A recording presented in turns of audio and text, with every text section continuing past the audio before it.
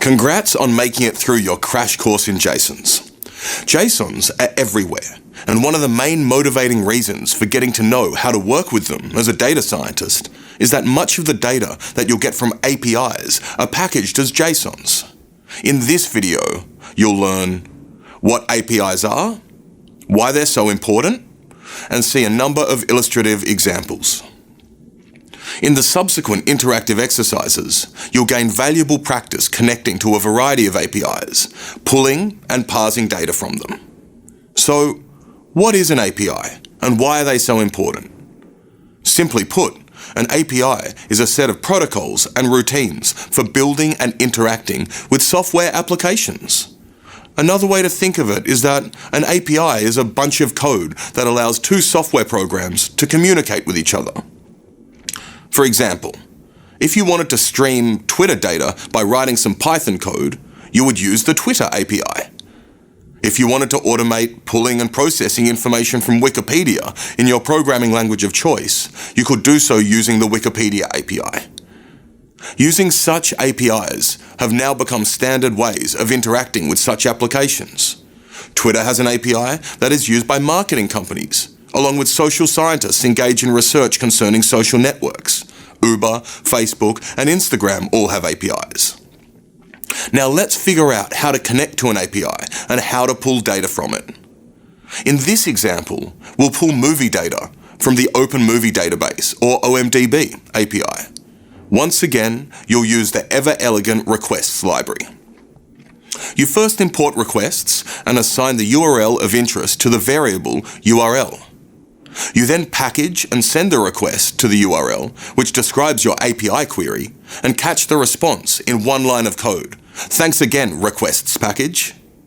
Another really cool aspect of the request package is that the response object, such as R, have an associated method JSON, which is a built-in JSON decoder for when we're dealing with JSON data.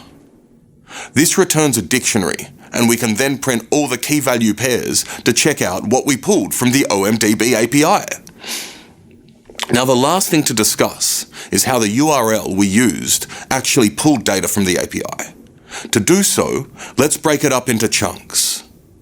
The HTTP signifies that we're making an HTTP request. The www.omdb.api,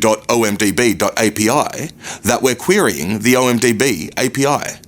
Then there's the $T=hackers, which is really the interesting part and something we haven't discussed yet in this course. This string that begins with a question mark is called a query string.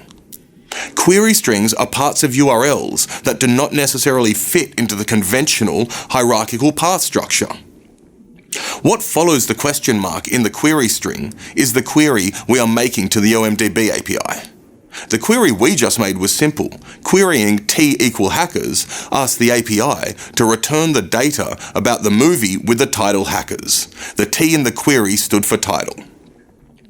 We knew that this was how to perform such a query from the documentation on the OMDb API's homepage.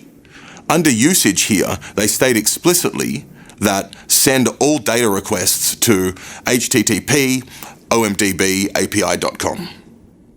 They also have a query strings parameters table that shows how to query a particular title or a particular movie ID.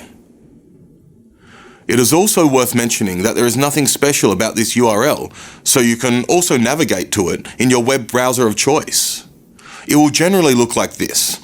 I personally like to use a Chrome extension called JSON Formatter to make it a bit prettier. Alright. Now you know all about APIs and have a basic practical understanding of how to query them, let's get you writing some Python to extract some data from a number of APIs. Happy coding!